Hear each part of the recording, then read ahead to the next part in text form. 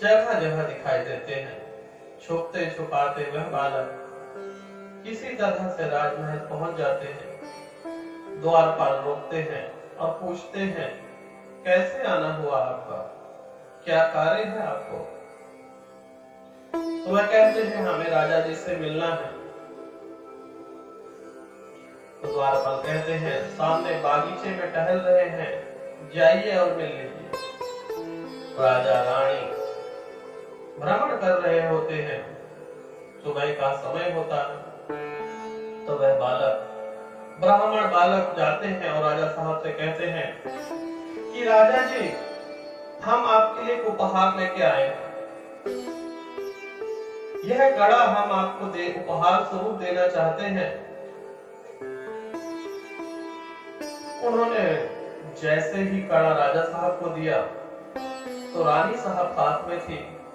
रानी साहब कहने लगी, यह इतना खूबसूरत कड़ा मैं एक क्या करूंगी, मुझे दूसरा भी चाहिए। देखिए प्रभु की लीला और प्रभु कैसे कैसे कार्य कराते हैं। अब राजा ने कहा कि जाओ, इसका दूसरा जोड़ा कड़ा भी लेके आओ। अब वह सभी ब्राह्मण कांपने लगे। तब उन्होंने सच्चाई बताई कि महाराज, यह कड़ा तो गंगा मां ने स्वयं दिया है। और पूरी कथा का विवरण दिया उन ब्राह्मण बालकों ने। अब राजा को भी विश्वास न हुआ। अब वह कहने लगे कि वह जादूगर है, टोना टोटका करता है रविदास। इस बात से राजा साहब के कान भरे गए कि वह आपके राज्य में कुछ उल्टा सीधा न कर दे। उसने अपनी माया जाल से यह कड़ा हमें दिया था जो गंगा मां के हाथों से निकला था। तो राजा साहब कहते हैं, मुझे तो विश्वास नहीं हो रहा, फिर भी मैं तुम्हारे बातों पर विश्वास करता हूं। चलो, अगर रविदास की यह सच्ची भावना होगी तो दूसरा कड़े भी रविदास से ही ले। अब रविदास जी सुबह सुबह अपने काम में लगे होते हैं।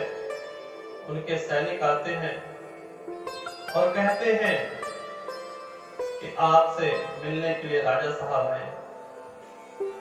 और संत रविदास जी हाथ जोड़कर राजा के सामने खड़े हो जाते हैं और कहते हैं, महाराज, मुझे आज्ञा की होती मैं ही राजमहल चला आता।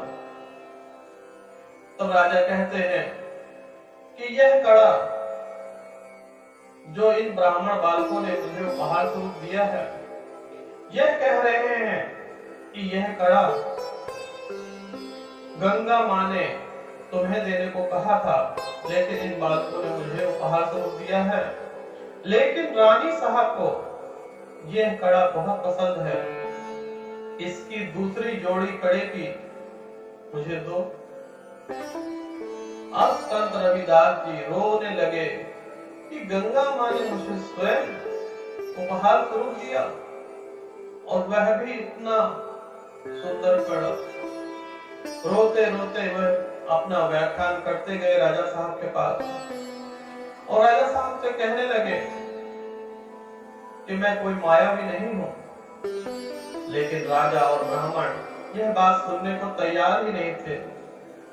तब राजा और ब्राह्मणों ने कहा, तुम्हारी सच्ची भावना है तो चलो गंगा मां के पास और एक जोड़ी और कड़ा दिलाओ। और सच्ची भावना से जब संत रविदास जी ने कहा कि अगर गंगा मां मुझसे बहुत ही प्रसन्न है